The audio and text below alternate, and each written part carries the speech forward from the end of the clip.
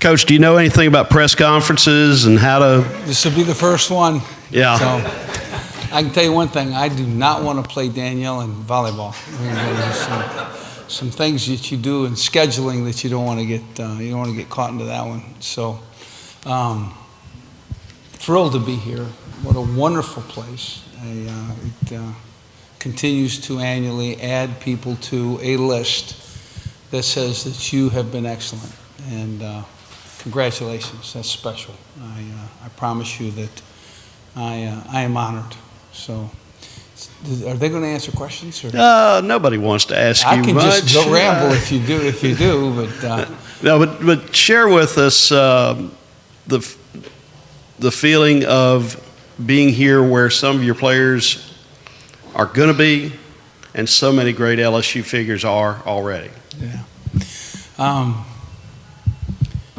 Anytime that you take the field with a guy who's willing to give you great effort and energy, at risk of injury, you're in their debt. And I promise you I am humbled. I promise you that I am honored. This is, as you said, there are going to be some great players going here, some men that lined up and fought for victory with me, and I'm in their debt.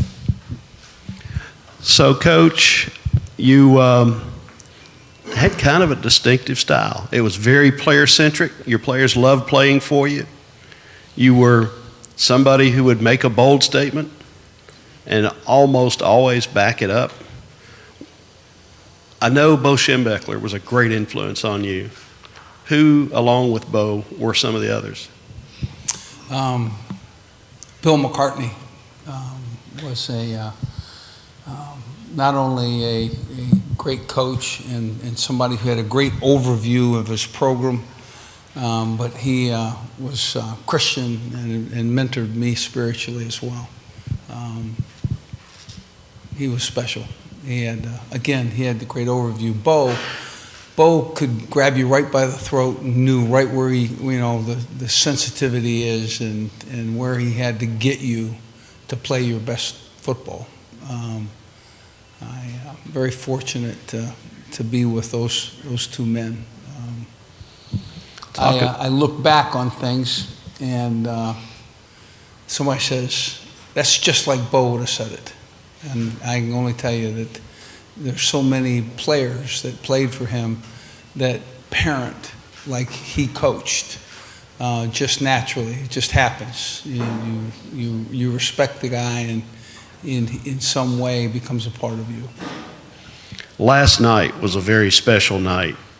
Just roughly about 700-800 of your friends gathered in Baton Rouge to celebrate this occasion and to say welcome back home.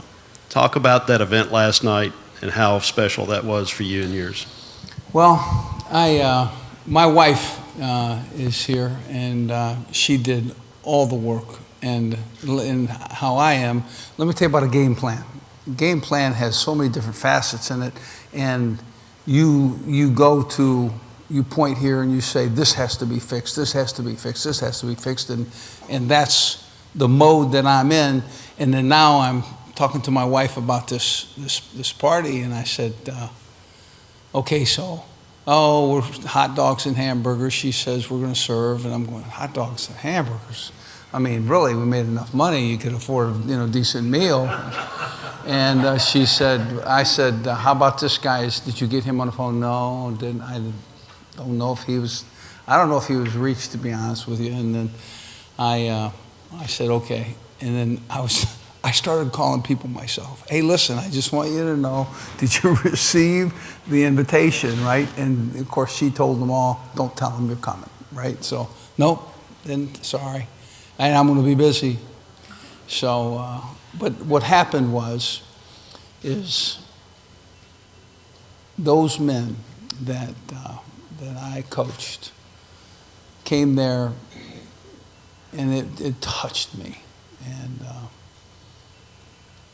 they did a video of kind of some things that I'd been a part of, beating the Tennessee game and having to go in front of the media before that game. There was a lot there, but I was particularly touched when my daughter, who's 15, they showed highlights and they showed me doing stuff, right? Okay, and then she says, "That's my dad." It hammers me still. You can't not feel sensitive there, you know? And my wife and I had a June 5th wedding anniversary. So, luckiest man in the world. Stand up, take a bow, young lady.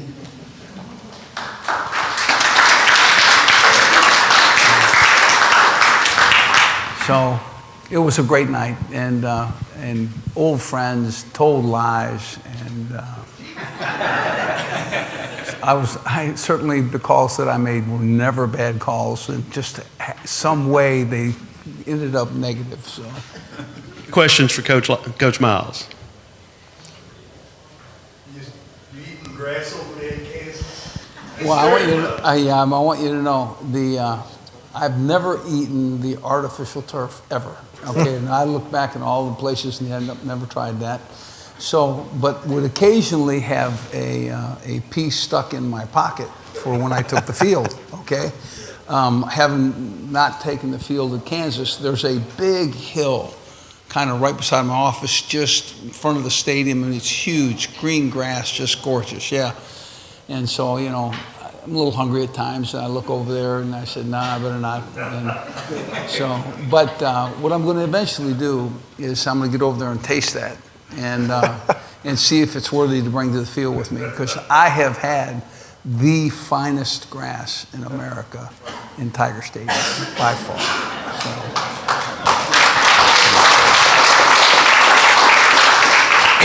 Coach, right in dead center here. In addition to all your success at LSU, obviously you became a beloved figure during your time, and I know you looked like you had a lot of fun, at least, and then a couple of years off, it still looked like you had some fun. What was it like to go back to Kansas? First of all, how were you received? I mean, because you were obviously beloved here. How were you received? And it continues, was it yesterday or the day before you're driving the Kansas golf cart around campus with a recruit? I mean, how are you still having this much fun? I don't know how to do it any other way. You should see how we recruit. We recruit like we make a game plan. And the effort that you put into recruiting gives you the likelihood that man's going to come and play for you at Kansas, okay? When I took the field with the Tigers, the hay was in the barn. We did that work. That blitz, we passed that twist off. The onside kick was something that we didn't just kind of come up with. We practiced it, and so my preparation was strong, and I trusted it. And from that point forward, there's some time until that first play is over that you can smile without any shame, because you've done it. You've game planned, you've recruited, you've done the things you were supposed to do. Now, enjoy yourself. I think I work better that way. Coach, while you talk about the preparation, maybe it feeds into the answer to this next question. Your teams had a remarkable knack, not 1 year, but throughout your career, of maybe improvisation. Sometimes accepting a strange situation and winning through that situation. The end of the game of the famous Tennessee game in Tiger Stadium, for example, the Arizona game. I mean, just so many where you guys responded in the greatest pressure. How'd that happen? I think it has something to do with the question that was asked earlier. I think, when you prepare and you know how you're going to play, you're confident, you got it right, you understand it. I think if you get in tight quarters, you get in a tight game, something that's, we've been here before, we've done this, and the guys in this huddle are going to turn and look to the guys in this huddle for inspiration, for who we are. And generally speaking, we always got it. And there were some plays that we, didn't make, but there was a bunch of plays we did. So. Okay. So you got out of coaching, started doing commercials. I just want you to know, I never got out of coaching. No. They just said in a very polite, wonderful way, when you step through the store, it'll be locked on the way back. Because if they would have said to me, no, you get to stay if you want, I'd have shown some other people the door, not me. So, now you want to ask But that once question. you transitioned into the next stage, you did these commercials, were just a big hit. Then you actually got into serious acting. And I'm going to tell you, I've heard a lot of people say about your turn in the Challenger movie was very legitimate. So, coach or actor?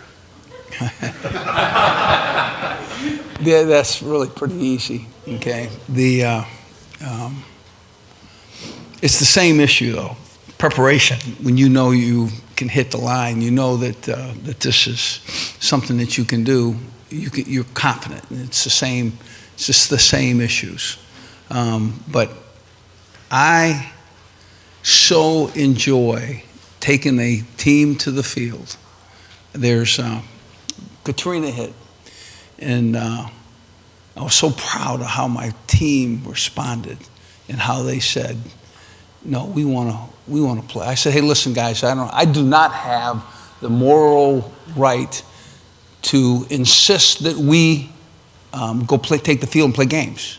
I says, you got parents. There was a couple kids there hadn't heard from their parents 2 weeks, and then some others that right down the street that disaster. And so I said, I'm gonna listen to you. You're gonna have to tell me. And Tyson Jackson stood up and said, listen, he said, I'm not worth a damn if with a hammer and nail. He says, but I'm pretty damn good at playing football. And so they chose to do everything that they could do to win every game they could. And I was proud of them. So, and I guess what I'm saying is that